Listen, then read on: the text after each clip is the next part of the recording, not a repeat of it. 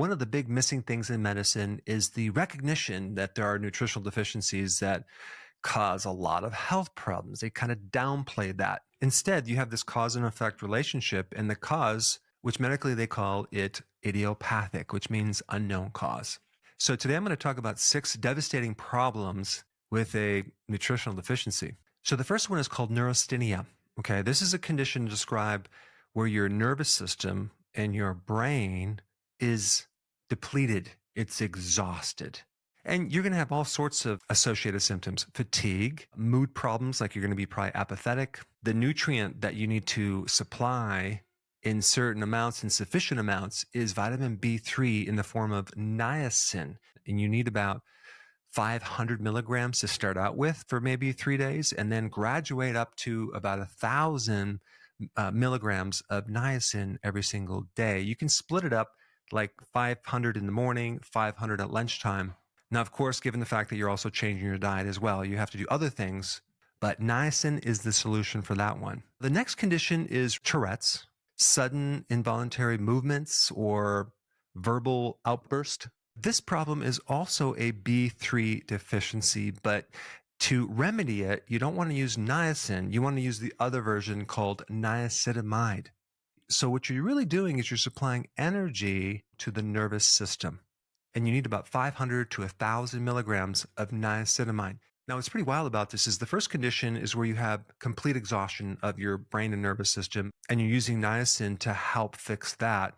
Whereas this condition, you're using niacinamide to generate more energy to calm down this sudden outbreak. So it's going to create a calming effect. Now, this next condition is pretty interesting. The name of it is called persecutory delusions. You can have various mental symptoms from a nutritional deficiency, because persecutory delusions are basically the feeling that you're going to either be harmed or someone's going to mistreat you. I'm very much against when people start putting labels on people and diagnosing them. Most of these mental disorders are purely subjective. I mean, just think about what you would feel like if someone told you you were delusional, right? You're not going to be really happy about that. You're going to be very upset about that. And associated with that, you have apathy, you have disorganized thoughts, lack of clarity, lack of focus. And also from this one nutritional deficiency, you can have an auditory or a visual hallucination.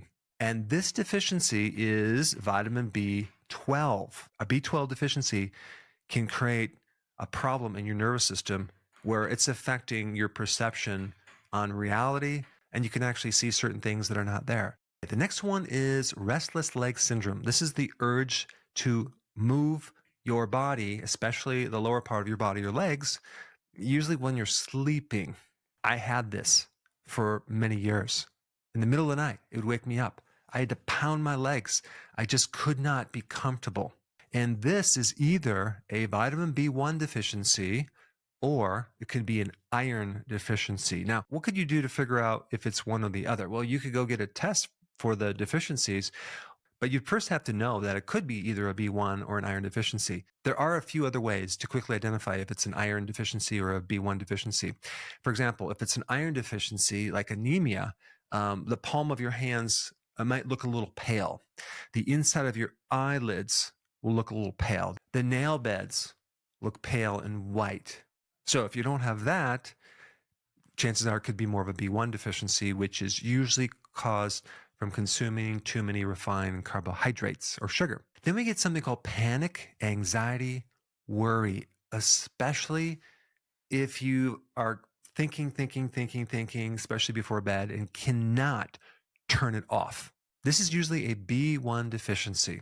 I wouldn't worry about taking high doses of B1 because vitamin B1 is water soluble. Now, you could take the fat soluble one as well, called benfotiamine, but I find that that one is more for peripheral neuropathy. You want to just take the regular natural version of B1 for these other issues. But it's quite amazing. In practice, I would use it, and within minutes, a person would just feel very calm and very good. If you haven't tried it, you might want to try it. And the last one is the sensation of impending doom, like something bad is going to happen.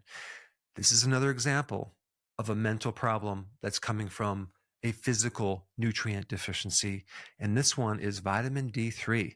I would recommend 20,000 IUs of vitamin D3 daily for a few months. Now, these are all really interesting cause-effect relationships.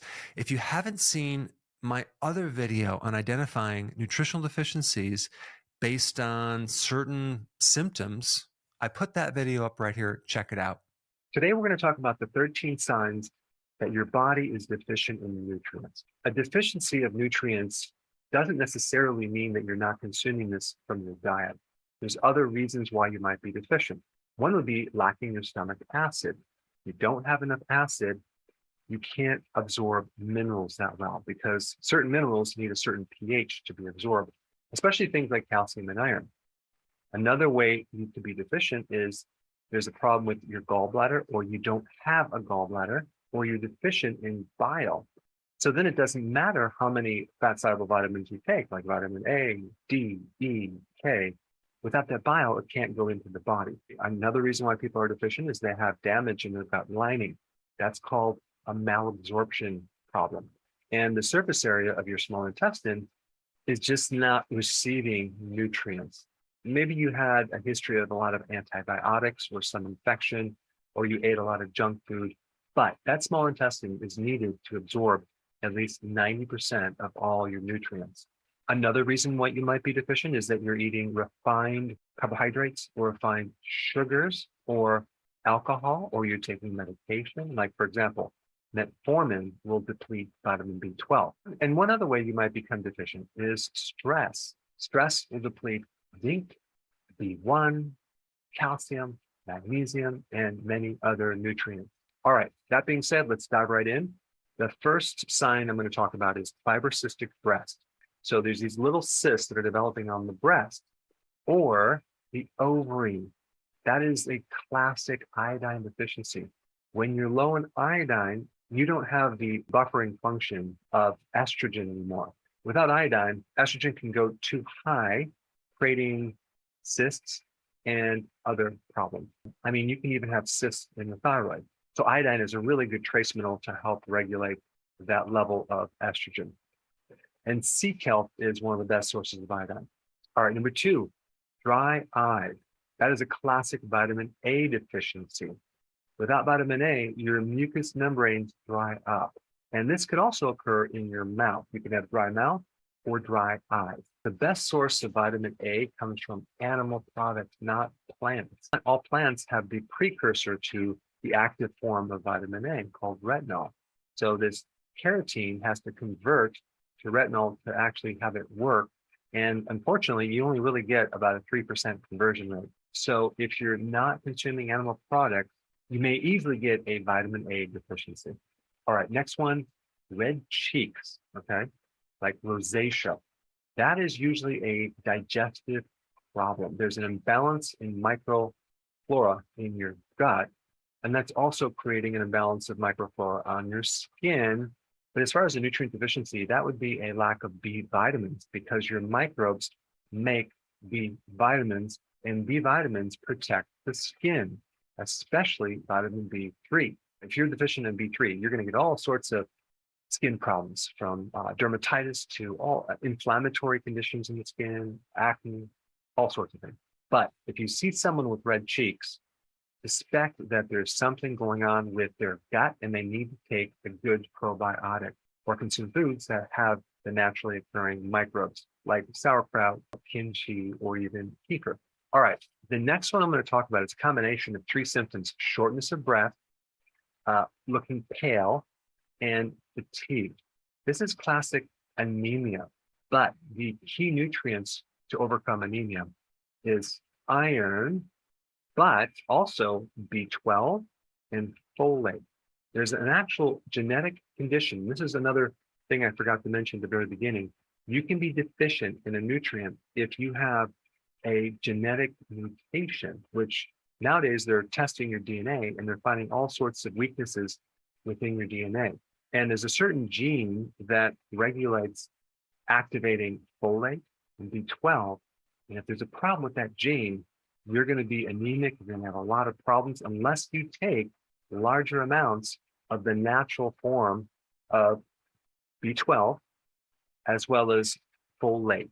And just as a side note, you can also be anemic if you have problems with your stomach because you don't produce hydrochloric acid, and if you have some type of gut issue that you just can't absorb these nutrients. All right, number 5, corkscrew hairs on your skin. Now, what is that? If you look closely, sometimes you have to have a little magnifying glass on your skin, and you see that these little hairs are going in like little corkscrew shapes, okay? And there's usually going to be a red dot where that's originating from. That's one of the big symptoms of a vitamin C deficiency. Now, to correlate that, there's other vitamin C deficiency signs as well, like bleeding gums, like extreme fatigue.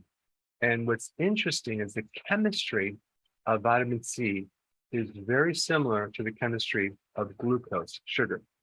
So if you are consuming glucose and vitamin C at the same time, guess who's going to win? The sugar, not the vitamin C. And so you're going to block the absorption of vitamin C.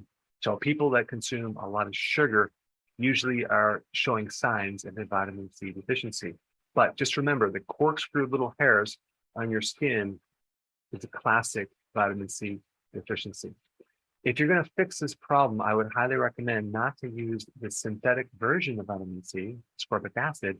I would use a whole vitamin C complex that actually comes from like a food or an herb. All right, number 6, belly fat. Now, this is not necessarily just a vitamin deficiency, but there is a very common deficiency involved with belly fat. You see, belly fat occurs when the liver is fatty, and you have this spill off of fat from the liver around the organs in your abdomen, giving you this protruding effect. So one really good way to get rid of fat off your liver is to start taking choline, which is in the family of the B vitamins, and of course, do the ketogenic diet.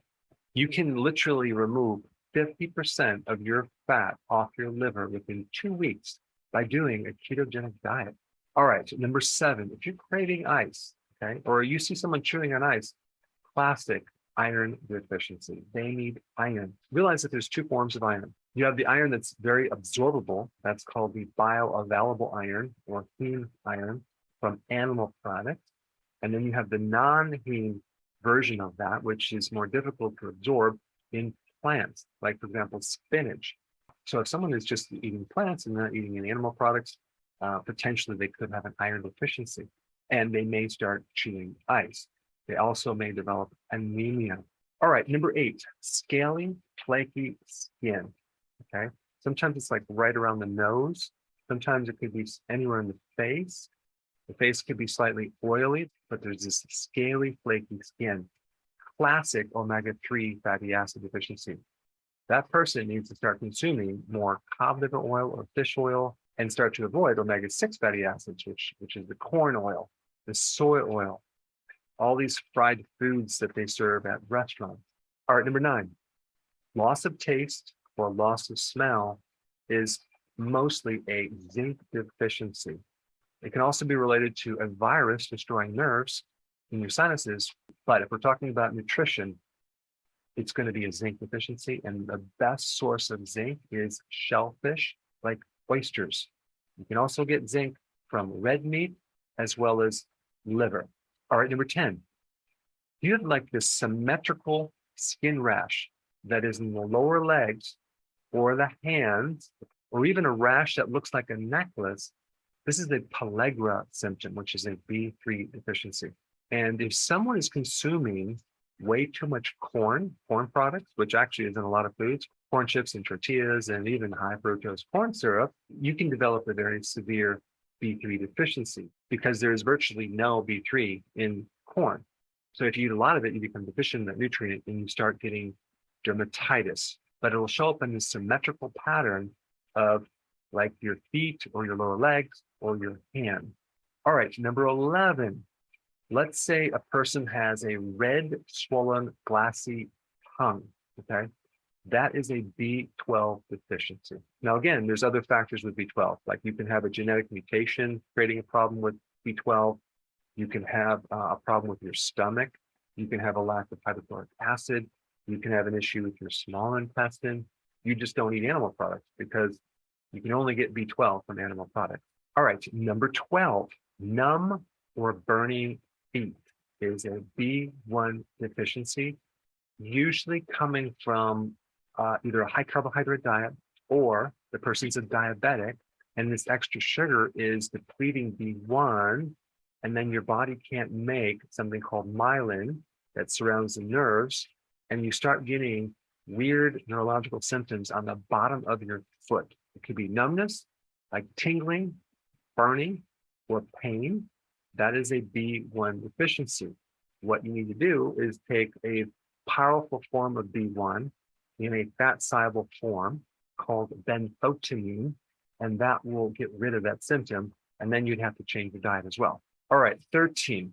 If your eyes start crossing, it's not being controlled by the muscle, and you may see this more in younger children, but it can also occur with someone who drinks a lot of alcohol or eats a lot of junk food, because this is an example of a B1 deficiency. Now, if you like this video and you'd like to learn more about nutritional deficiencies, I created a very popular video entitled 23 Signs Your Body is Deficient in Nutrients. And I put that up right here. Check it out.